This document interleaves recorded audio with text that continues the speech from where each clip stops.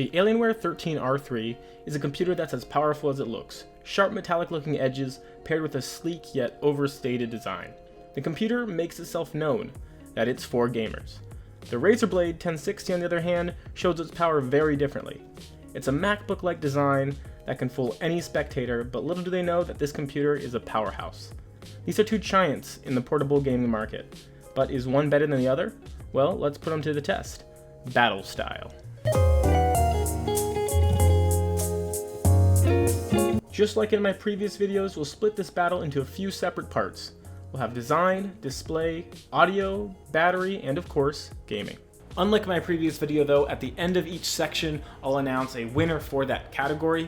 This is just my opinion and based off of my personal experiences. But first, let's get into the specs. This Razer Blade 2016 has the following specs: an i7-6700HQ CPU, 16 gigs of DDR4 RAM, a 512GB SSD, a QHD Plus display, and a NVIDIA GTX 1060 GPU. The Alienware 13R3, on the other hand, is equipped with an i7-6700HQ CPU, 16 gigs of DDR4 RAM, a 512GB SSD, an OLED 2560x1440p display, and a GTX 1060 GPU. The Razer Blade is one cool looking laptop. From its black thin design to its glowing green logo on the back of the unit, after using this as my main laptop for the last week, I can tell you that it turns a lot of heads. The body is made out of a solid black aluminum shell, and it gives the computer a pretty hefty weight for its slim body.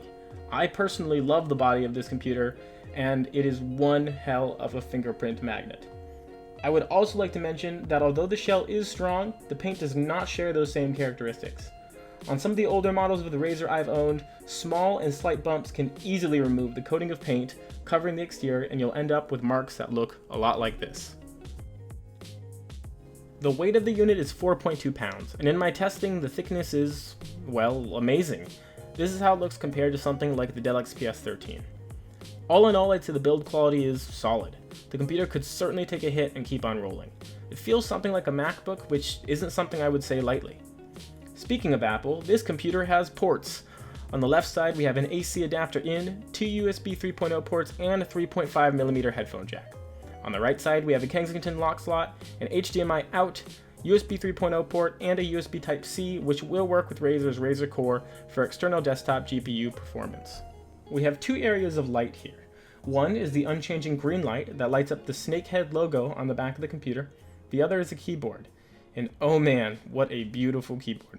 The Synapsys control software allows the user to individually set the lights of each chroma key to a desired color, and it's fantastic. The keys certainly aren't worth the purchase alone, but it's still really cool. It has two visible fans on the bottom that are always on. I'll get to that shortly, but just trust me on this one. It doesn't have any big fan grills like the Alienware 13, and certainly doesn't have the bumper that sticks off the back. The keyboard is nice, not a lot of key travel, but more than some Ultrabooks, and a lot better than the Mark I butterfly switches from Apple. I have a pretty big issue here though, as the function keys don't light up the secondary controls. It changes color, sure, but it's still really hard to see. I don't know why they did this. The older Razer Blades all had light up controls under the secondary functions, and it's annoyance that gets me every time I use the keyboard. The trackpad is a very nice glossy finish that's great to use. It's very accurate and very easy to control.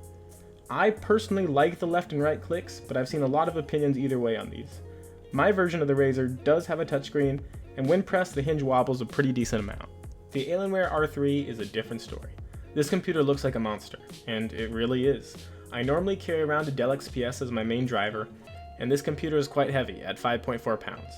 This is a whole pound and some change heavier than the Razer Blade, and you can easily tell when you hold it. The build here is also nice, but in a different way. It doesn't feel like the Razer. It's not as sleek in its overall texture, and the materials used to make it are slightly more plasticky, but it's still an excellent build. And against any other computer, this build would easily be better.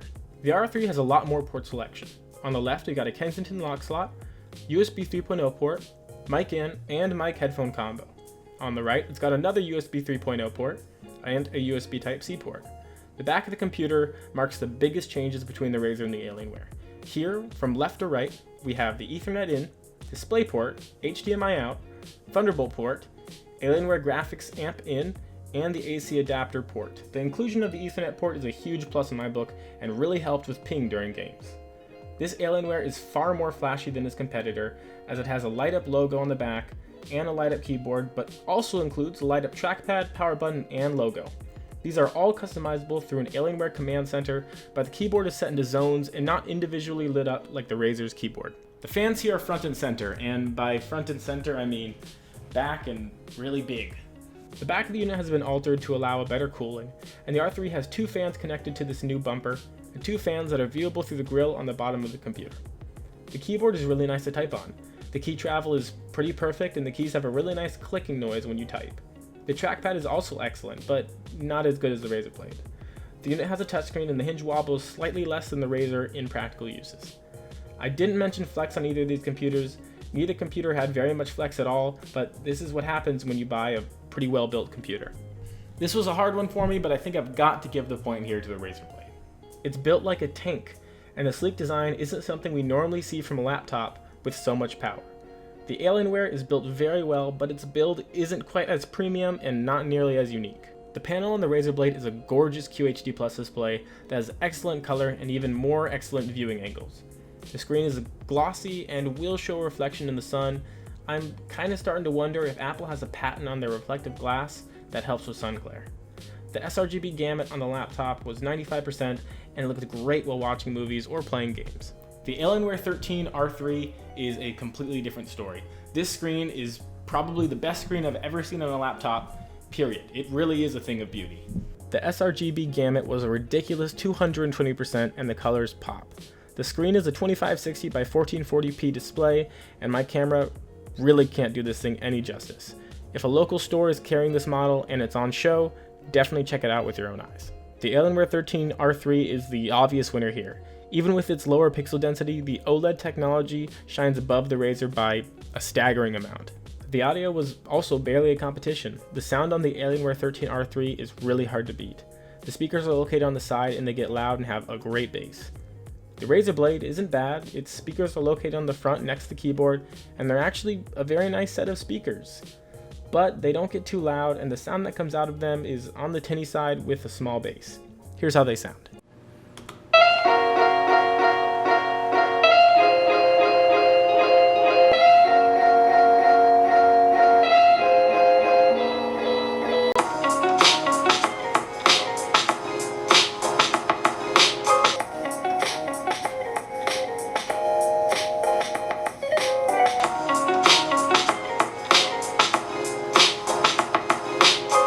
The battery was another win for the Alienware 13 R3.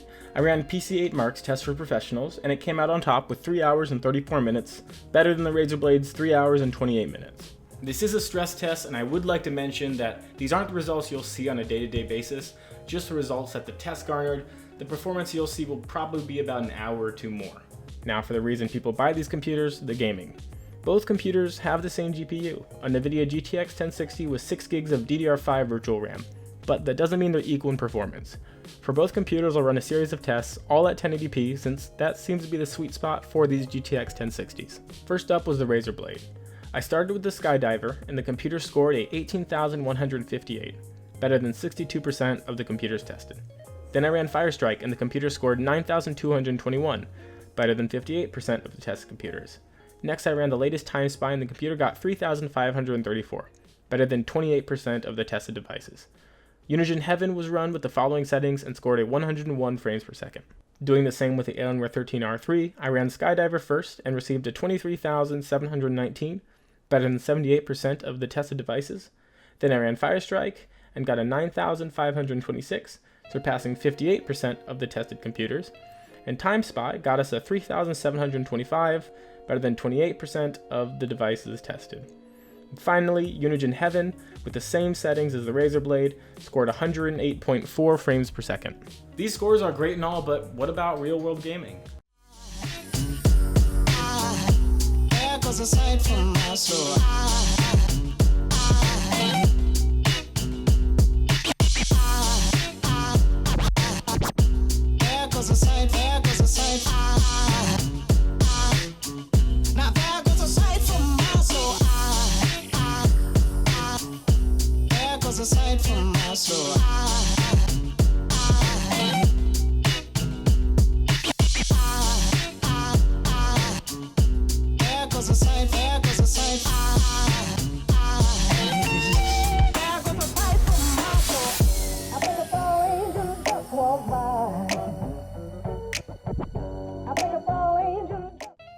So earlier I said I wanted to talk quickly about the Razer Blade's fan noise, and I feel like there's no better place to say it than here after gaming.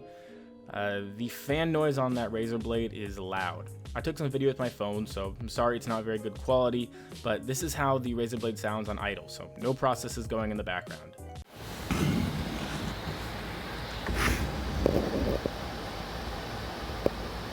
And this is how it sounds after about 2 minutes of playing Overwatch. Well, actually just kind of queuing to wait for a game of Overwatch.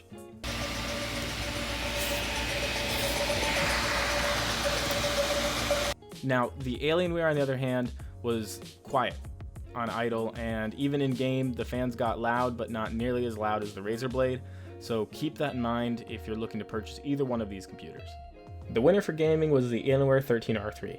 In every single test we ran, it seemed that the Alienware 13 was always just a little bit better in outperforming its competition. This could mostly be the case of the computer's overall larger size and beefier fan design, but regardless, the R3 wins this round. In the end, after looking at the results, it seems that the Alienware 13 R3 has beaten out the Razer Blade GTX 1060. Now, I would like to mention that these two are very different computers, and even though they share a lot of the same specs, one is meant to be small and fit into a business setting, while the other is meant to be for gaming and designed to look that way. Personally, I would take the Razer Blade over the Alienware 13 R3 just for its relative size. I like to carry around something smaller, and the R3 has a hard time fitting in my backpack securely. But I can't deny the beautiful screen, excellent audio, better battery life, and gaming performance on the Alienware 13 R3. So, without further ado, the winner of this battle is the Alienware 13 R3.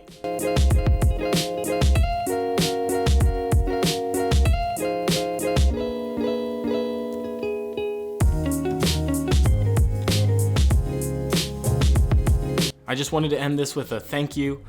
Thank you so much for watching. Like I've said in previous videos, I think this is my 4th video going up, so this is the 4th video I've ever created. If there are things wrong with it or things that need to be fixed, please let me know in the comments below. And if you have any ideas for videos that you want to see on this channel, let me know. I'm also on Twitter at TechHouseUS. I'll put a link down below. But thank you for all the subscribers I've gotten so far and all the views that I've received, especially on the GPD win. Thank you. If you're looking for more videos down the road, please go ahead, subscribe, and you'll get more weekly. Thank you. Have a good one.